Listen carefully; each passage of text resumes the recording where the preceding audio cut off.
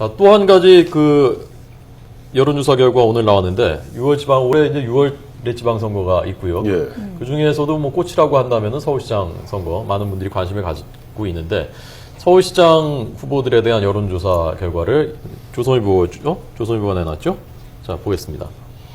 조선일보 미디어 리서치 결과인데요. 네.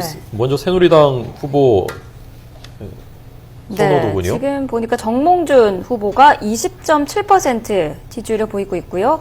나경원 후보가 16.4%, 그 뒤로 김항식, 홍정욱, 안대희 후보로 지금 지지율이 나타나고 있습니다. 자, 이거 좀 의외인데요. 잠깐 좀 설명 좀 해주실까요? 나경원, 김항식 이 순위가 저희가 예상했던 거랑은 그렇죠. 많이 다르게 나왔는데 전체 순위에서는 보면 그 양자 대결 구도로 가면은 이제 정몽준, 박원순 시장의 정몽준, 박원순 시장의 지금 김항식 이렇게 해서 붙이는데 나경원 의원 같은 경우 나경원 전 의원이죠 사실은. 나경원 전 의원 같은 경우는 본인은 나오지 않겠다는 얘기거든요 지금. 확고히 얘기했거든요. 확고히 얘기했는데도 지금 나경원 전 의원이 지난 2011년이죠. 2011년 11.6 당시 보궐선거 당시 박원순 시장이랑 치열하게 후보랑 치열하게 붙지 않았습니까? 그러니까 아무래도 시민들 뇌리 속에는 아마 나경원이라는 이름이 남아 있을 거예요. 또 나경원 또 전 의원 같은 경우는 그 이제 패럴림픽 그 장애인 올림픽 우리 조직위원회 거기도 관여하는 가운데 계속적인 어떤 국민들에게 늘 잊혀지지 않고 있거든요. 그러다 보니까 시민들 입장에서는 나경원 의원 아마 생각하게 되는 것 같습니다. 예, 자 다음 거 한번 보겠습니다. 네. 박원순 시장과 가상 대결을 하는 그 조사를 해봤는데요. 자, 박원순 후보가 굉장히 좀 높게 나타나고 있어요. 지금 박원순 시장과의 가상 대결에서 새누리당 후보들이 지는 걸로 나오고 있다고 하는데요. 네, 박원순 50.1%, 라디오 들으시는 분들도 있어서요. 네네. 김항식 후보가 나온다면 35.1%, 15%포인트 차이. 얼마 전, 한 달 전인가요? 어느 기관에서 조사를 했는데 그때 오히려 새누리당 후보들이 앞선다고 했었는데 이것은 좀 상당히 매우 다른 결과거든요. 그때 보면 이제 홍문종 새누리당 사무총장이 얘기했죠. 보면은 여론조사 해보니까 우리가 앞서 나가고 있다. 뭐 예. 정몽준 의원 같은 경우는 한참 앞서 나가고 있다 하고 이야기하는 가운데 또 마침 그때 보면은 김항식 전 총리께서 독일에서 귀국하면서 또 새누리당 그 의원들 세미나에 나와서 이야기하면서 왜 이런 국회가 왜 있는지 모르겠다. 그렇다면 이걸 차라리 왜 해산하는 조항이 없는지 모르겠다는 식으로 정치권의 직격탄을 퍼부으면서 김학식 전 총리도 이제 본격적으로 깃발 든 거 아니냐 하는 그런 이야기도 있었습니다만은 오늘 조간에 나온 각종 그 여론조사들 보면 평균적으로 지금 박원순 시장이 비교적 현재 가상 대결에서는 선방하는 것으로 나오고 있는 것 같습니다. 예. 네. 박원순 시장의 선전에는 한 세 가지 정도로 분석할 수 있을 텐데 첫 번째로는 이 박원순 시장은 현직 시장으로서의 프리미엄을 톡톡히 누리고 있습니다. 가장 인지도가 높고 또 서울 시민들을 직접적으로 대면하기 때문에 현재로서는 경쟁력이 가장 높은 것으로 나타나고 있고요. 새누리당으로서는 어떻게 보면은 현직 의원이 거론되는 등 또 전직 총리가 거론되는 등 아직까지 인물 경쟁력에서 이 박원순 시장을 앞서기에는 조금 아직까지는 이런 그런 시기적인 측면도 있고요. 어떻게 보면 지난 1년간이 주로 이제 대통령 중심적으로 운영되다 보니까 서울시장의 그 인물로서 어떻게 보면 경쟁력을 얻기는 시간적으로 부족한 측면도 있습니다. 또 박원순 시장의 경우에는 민주당의 지지뿐만 아니라 야권 전체의 지지를 고스란히 받고 있다는 점도 지금 현재로서는 상당히 경쟁력을 우위를 누리는 그런 이유라고 할 수 있겠습니다. 자, 조금 전 보여드렸습니다만은 새누리당 후보 중에는 가상 대결에서 가장 경쟁력이 높은 사람이 정몽준 의원으로 나왔고요. 50점, 다시 한번 좀 보여주십시오. 50.2% 대 40.0%, 10.2%포인트 차이가 나는 것으로 나왔는데 최창렬 교수님은 여권 후보 중에 누가 제일 경쟁력이 있는 것 같습니까? 현재 여기 나온 걸로 볼 땐 정몽준 의원이 가장 경쟁력이 있는 걸로 나오고 있는데 지방선거가 이제 6월 4일이잖아요. 예. 아직도 상당히 많이 남았어요, 사실은. 그래서 변수가 굉장히 많지 않겠습니까? 여권 내부의 변수도 많고, 여야 간의 정책 쟁점도 많고, 여러 가지 변수가 있는데, 정몽준 의원이 여당 중진이면서도, 그저께도 상당히 좀 쓴소리를 하고 그랬어요. 어떤 예. 그 청와대와 당과의 관계라든지, 새누리당의 어떤 위상 같은 것들에 대해서 상당히 중진당 얘기 많이 하고 있어요. 그래서 전 그런 면에서 정몽준 의원이 국민들에게 어필하는 것이 아닌가라는 생각이 들고요. 그리고 정몽준 의원은 사실 2002년부터 꾸준하게 그 대선 후보군에 들어있는 정치인이죠.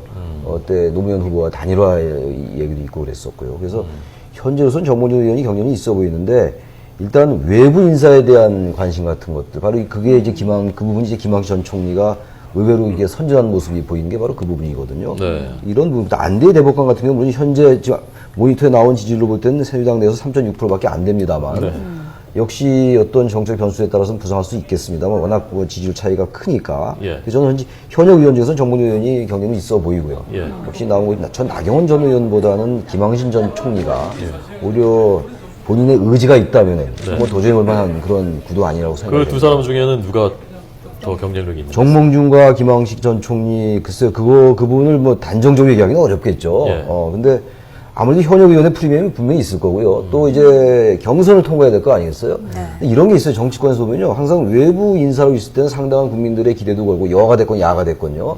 뭔가 다크호스가 될 것 같은데 막상 정치권에 가서 경선을 붙어보면요. 이게 정치권의 인사들이 만만치가 않아요. 경쟁력이라는 게. 이게 실질적, 이게 진검 승부거든요. 그러면서 볼 때 항상 이회창 전 총리 같은 경우는 좀 예외였던 것 같아요. 총리 들어갈 때 워낙 이미지가 강했죠.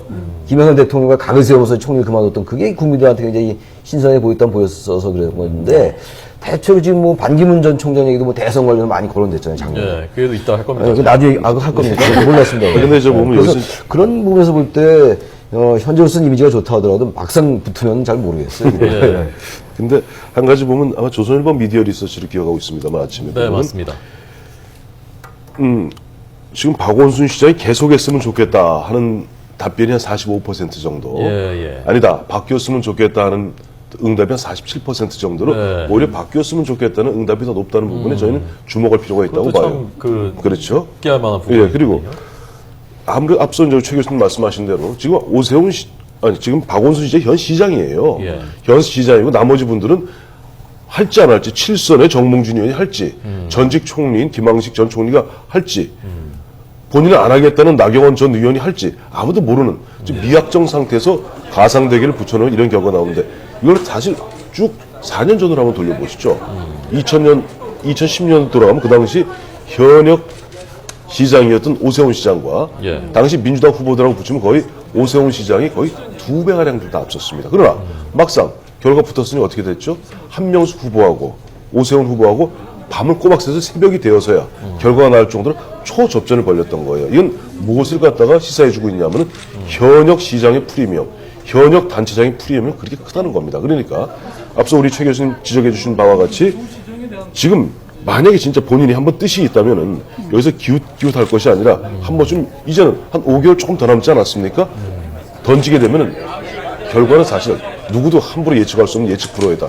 특히 또 안철수 의원의 제3 세력 여기서 후보가 나오느냐 마느냐 또 이런 또 변수도 있지 않습니까? 그러니까 새누리당도 2월 4일부터인가 광역단체장은 예비 후보로 등록할 수 있습니다. 그 전까지는 뭔가 가닥을 잡아야 되죠. 새누리당 후보로는 두 명이 유력하게 거론되고 있는데 정몽준 의원과 이제 김항식 전 총리인데 정몽준 현역 의원 같은 경우는 7선이기 때문에 상당히 인지도를 누리고 있습니다. 서울 지역의 새누리당의 지지도는 고스란히 받고 있지만 문제는 여기에 현역 시장을 맞서기에는 인물 경쟁력이 추가적으로 더 확보되는 것이 필요하다는 부분이고요. 이 많은 어떤 그 국민들이 예상키로는 시민들이 예상키로는 김항식 전 총리가 상당히 경쟁력을 발휘하지 않을까라고 봤지만 이 서울 지역, 이 수도권 지역의 특징 중에 하나가 이제는 투표를 할 때 상당히 그 지역적 본인의 출신 지역을 탈피하는 탈지역적 투표 성향도 많이 보이고 있습니다. 그래서 호남이라고 하는 플러스 알파 효과가 상당히 이제는 현저히 낮아졌을 수가 있고 어떻게 보면 전 정부의 총리라고 하는 점도 20, 30대 심지어는 40대 유권자에게도 거부감으로 비칠 수도 있거든요. 바로 이런 부분이 딜레마일 수 있습니다. 여기서 중요한 것은 3자 대결 구도가 그렇다면 나올지라도 일부 조사에서는 그래도 박원순 시장이 앞서는 것으로 나오는 결과도 있기는 하지만 선거가 가까워지면 정당의 지지로 결집되는 컨벤션 효과가 있기 때문에 이 안철수 신당의 후보가 상당히 이 간섭이 될 것입니다. 그렇다면 이것을 어떻게 극복해내느냐가 박원순 시장으로서는 최대 관건이 될 수 근데 있겠습니다. 박원순 시장을 가만히 보면요, 특별히 생각나는 게 별로 없어요, 지금. 시장하고 난 다음에. 여러 가지, 뭐, 이제 저희 얘기도 많이 합니다만, 특별히 거론되는 게 없는데 불구하고 반대로, 특별하게 잘못한 것도 없는, 아주 굉장히 좋게 보면은 고도의 정치력인 것 같고, 좀 그 부정적으로 보면은 적당히 그야말로 현직의 프리미엄으로 가고 민주당의 지지자들을 끌어들여서 대려하는 게 아닌가라고 느껴질 정도로 아주 양면성이 있는 것 같아요. 네. 근데 전반적으로 그런 물론 이게 세대별로 또 다릅니다. 20대, 30대가 보는 것과 또 50대, 60대 이상이 보는 것과 다르겠습니다만 네. 기본적으로 박원순 시장은 그런 것들이 장점이나 단점으로 양면성이 다 있어 보인다라는 생각이 들어요. 자, 저희가 시간이 한 8분 정도 남았는데요. 이렇게 하겠습니다. 지금부터 그 동아일보 리서치가 조사한 조사 결과들 차례로 보여드리고, 네. 그리고 마지막에 문화일보가 좀 전 말씀하신 반기문 총장 포함해서 대선 후보 지지도 조사한 거, 그걸 가지고 좀 더 얘기를 마저 나누도록 하겠습니다. 네. 자, 정당 지지도부터 좀 보겠습니다. 자, 이건 마크로 밀 엠브레인의 조사 결과인데요. 정당 지지도 새누리당 새누리당이 가장 40.4, 높습니다. 네, 네. 민주당 15.2, 네, 안철수 신당이 없을 경우입니다. 무당파층이 41.8%고요. 자, 안철수 신당이 창당할 경우에 이게 어떻게 변하는지 보겠습니다. 네. 새- 새누리당이 40이고요. 민주당이 12. 그리고 무당파층이 줄었습니다. 18.9%로 나타났고요. 안철수 신당이 26.8%로 나타났습니다. 예, 다음 계속해서 보여주십시오. 자, 지방선거에서 어느 정당에 투표하겠느냐라고 이것이 동아일보 리서치 조사 결과인데요. 새누리당에 투표하겠다 31.4, 민주당 8.7, 안철수 신당이 16.2%로 조사됐습니다. 이게 오늘 새로 나온 거죠, 본부장님? 네네. 새로 동아일보에서 신년 여론조사 발표한 내용입니다. 네. 네. 자, 차기 대선 주자 호감도를 조사를 해봤는데요. 반기문 유엔 사무총장이 26.2%, 안철수 의원이 17.6%, 문재인 민주당 의원이 12.7%로 나타났습니다. 자, 이게 문화일보에 어제 나온 그 조사 결과죠. 마크로밀 엠브레인 조사 결과인데요. 자, 어제 문화일보가 보도한 결과입니다. 정몽준 의원이 6%, 박원순 시장 5.5, 손학규 고문 3.5, 김무성 의원 3.0, 김문수 지사 2.6, 김황식 전 총리 1.7, 안희정 지사 1.3%로 나왔습니다. 자, 이 결과 반기문 총장이 제일 높은 걸로 나왔고요. 자, 다시 한번 좀 보여주시고요. 자, 이거 좀 어떻게 해석해야 되겠습니까? 그만큼 현실 정치권, 우리 제도권 정치권에서 사람들이 마음을 기대지 못하고 있다는 뜻이죠. 반기문 사무총장은 아시겠습니다만 거의 이제 7년, 8년째 지금 유엔에서 유엔 사무총장하고 있지 않습니까? 연임해서. 그리고 이제 이분이 끝나는 게 2016년인가 아마 끝날 거예요. 사무총장 임기가. 그러니까 사실 보면 이제 국가 원수급이고 사무총장이, 그리고 어떤 우리에게 보여지는 반기문 사무총장의 모습은 유능한 외교관, 그리고 세계 어떤 갈등을 조정하는 그런 사무총장으로서의 모습만 비춰지고 있는 것이죠. 그러니까 국민들 입장에서는 국내 정치인들 밤낮 싸우고 보면서 헐뜯고 하는데 차라리 수입은 못할 망정 우리 가 계신 우리 반기문 사무총장 끝나면 딱 맞지 않겠느냐 이 얘기하는 사람들도 왕왕에 있고, 그런 네. 어떤 감정들이 이런 식으로 표현되는데, 지금 보면 반 총장도 보면 사실 한 7, 8년 밖에 나가 계시면 10년 밖에 나가 계시면 국내 정치 잘 모르실 텐데, 하여튼 그러나 그분 입장에서는 또 마침 작년에 예. 보면 또 국내 마침 방문 한번 하셨어요. 네. 사적으로 좀 방문하셨죠. 예. 하셔서 이제 고향인 이제 충북 음성 가서도 보면서 한번 여기저기 둘러보고 그러다 보니까 가뜩이나 지금 고도를 기다리는 이런 어떤 국민들의 허전한 마음에 반기문 사무총장이 보면 일종의 고도로 한 26.2%로 남아있는 것은 뭐 자연스러운 현상인 것 같습니다. 예. 네. 반기문이 유엔 사무총장이나 안철수 의원도 저는 같은 맥락에서 봐야 될 것 같아요. 우리 황 의원님 말씀하고 저는 동감을 하는데, 현실 정치에 어쨌든 거의 무조건적인 그 불신이 좀 있어요. 여당을 지지하든 야당을 지지하든. 네. 그런 것들을 이 반기문 총장이 뭔가 한국에서 유엔 사무총장이 나오면 어쨌든 국익을 선양한 건 아니었겠어요. 이런 분들도 있고, 어쨌든 국제 관계 속에서 이 갈등을 조정하는 역할이 유엔 사무총장이란 말이죠. 그러면서 근데 국민들이 볼 때는 신선하게 보였을 겁니다, 아마. 근데 문제는요, 이 국내 정치와 외교라는 것이 연결되는 것이긴 합니다만, 외교적인 문제, 국익 갈등을 조정하는 것과 국내 정치 갈등을 조정하는 건 저는 다른 문명이라고 봐요. 그렇기 때문에 제가 아까 말씀드린 차원에서 반기문 총장이 그러면서 굉장히 경련이 있어요. 근데 본인의 의지가 어떤지 모르겠습니다만 또 하나 중요한 게 권력에 대한 의지거든요. 근데 대개 외교관 출신들 이런 분들이 권력에 대한 의지가 좀 약해 보이더라고요. 역시 권력은 의지가 강한 자가 이기는 경향이 굉장히 커요. 네. 근데 이제 반기문 총장이 만약에 이제 경선을 해가지고 영입해서 추대하는 게 아니잖아요. 그럼 막상 그 당내 어느 당 후보 나올지 모르겠습니다만, 네. 그게 과연 경련이 있을지는 전혀 별개의 문제다라고 보여져요. 안철수 후보의 높은 지지율이 어쨌건 실제 선거에서 태풍이 됐었거든요, 작년에. 그렇죠. 예, 출마까지는 결국 안 했지만, 과연 이 반기문 지금으로서는 또 하나의 태풍이 될 가능성이 있어 보이는데, 이걸로 봤을 때. 그렇죠. 개연성 충분히 예, 있다고 봐야 혹시 되겠죠. 실제 선거 전에도, 선거 전까지 이어질 거라고 보십니까? 배 본부장님 어떻게 생각하십니까? 황평론가 말씀대로 그런 시나리오도 있었거든요. 특정 정당에서 대선 후보로 영입을 해서 나가겠다 이런 말도 있었는데 두 가지입니다. 정치권에서 과연 인정할 수 있느냐, 또 국민들은 받아들일 수도 있느냐. 뭐 동북아 정세를 보면은 그런 외교를 한다면 뭐 대통령으로서 상당한 능력을 발휘할 수 있습니다. 하지만 반기문 유엔 사무총장이 과연 철도 노조 파업은 어떻게 다룰 것이며 NL 대화록은 어떻게 다룰 것이며 이런 걸 생각하면은 전혀 다른 이야기가 되는 것이거든요. 그런 것을 감안한다면 어떻게 보면 지금의 차기 대선 주자는 아까 말씀하신 대로 기존 인물에 대한 어떤 그 실망감, 찍을 사람이 없다, 투표할 만한 인물이 없다, 진정한 지도자가 없다라고 하는 국민들의 어떤 그 정서가 반대로 반영된 것이 아닌가 이렇게 예. 보여지고요.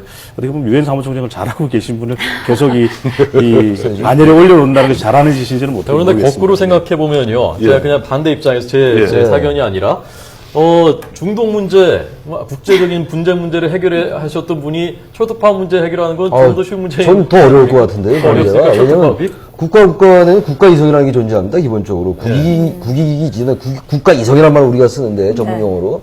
근데 이 철도 노조의 문제는요 이해관계가 아주 정면으로 부딪히는 거기 때문에 전 철도 문제 훨씬 해결이 어려울 것 같아요. 저 개인적인 생각이. 저도 최 교수님 말씀에 전적으로 동의하는 게 예. 전보산테 뽑기는 쉬워도 손톱 및 가시 뽑기 어려운 것입니다. 그 세니까 뭐 농담인데요. 이 반기문 유엔 사무총장은 영어를 무척 잘하시지 않습니까? 네. 근데 이 어떤 문장력이 상당하신데 영어로는 많은 감동을 주시지만 이게 국내 정치 언어로 변환했을 때 이게 감동을 주기가 쉽지 않거든요. 과연 그걸 또 극복하실 수 있을지. 반 총장의 영어 연수 들으면서 감동을 받으시나 보죠? 상당한 감동을 준다고 하십니다. 위안을 받으시는 거 아닙니까? 예, 알겠습니다. 네. 자, 시간이 다 됐습니다. 오늘 첫 해, 새해 정치를 저희가 전망을 해봤는데, 정말 올해보다는, 작년보다는 조금은 좀 나아졌으면 좋겠고, 네. 국민들 민심을 늘 그렇게 말씀들은 합니다만은 뭐 나름대로 노력은 하시겠지만 올해는 정말 민심의 귀를 기울이시고 민심대로 따라가시는 정치가 됐으면 좋겠고 우리 세 분도 새해에는 정말 좋은 소식을 더 많이 국민들에게 전해드리고 그런 분석을 해주시는 그런 방송 기대하도록 하겠습니다. 오늘 첫날 나와주셔서 고맙습니다. 잘 들었습니다. 고맙습니다. 감사합니다. 감사합니다.